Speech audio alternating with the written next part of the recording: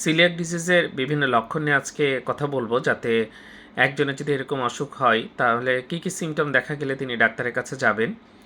প্রথমত coeliac ডিজিজে iron deficiency anaemia দেখা যায় এবং সেই অ্যানিমিয়ার কিন্তু কারণ খুঁজে পাওয়া যায় না, তখন কিন্তু আমরা সিলিয়াক ডিজিজের কথা অনেক সময় মাথায় রাখি। এছাড়া দেখা যায় ডায়রিয়া হচ্ছে, স্টিয়াটোরিয়া হচ্ছে। স্টিয়াটোরিয়া মানে হচ্ছে এক ধরনের স্টুল, যেটা হচ্ছে ফ্লাশ করলেও দেখা যাচ্ছে যে প্যানে ভেসে থাকছে, সেটাকে আমরা স্টিয়াটোরিয়া বলে। কাদার মতো যে পায়খানা হয়, এটা কিন্তু দেখা যায়। তো তার সাথে ডায়রিয়া, ওয়েট লস, ম্যালেজ, অস্বস্তি হচ্ছে, ওজন কমে যাচ্ছে। আয়রন ডেফিসিয়েন্সি অ্যানিমিয়া দেখা যাচ্ছে, পেটে ব্যথা, অ্যাবডোমিনাল পেইন হয়। এছাড়া অ্যাঙ্গুলার স্টোমাটাইটিস এবং অ্যাপথাস আলসার হয়, তখন কিন্তু আমরা সিলিয়াক ডিজিজের কথা অবশ্যই মাথায় রাখবো এবং বিভিন্ন টেস্ট করে কিন্তু এটা ডায়াগনোসিস করা যায়। তো যাক, ডিউডেনাল বায়োপসি এবং কিছু অটো অ্যান্টিবডি আমরা দেখি, এটা একটা অটোমিন ডিজিজ এবং ক্রনিক ডিজিজ। এরকম হলে গ্যাস্ট্রোএন্টারোলজিস্ট দেখাতে হবে এবং তিনি আপনার এটার সমাধান করতে পারবেন। ধন্যবাদ সবাইকে।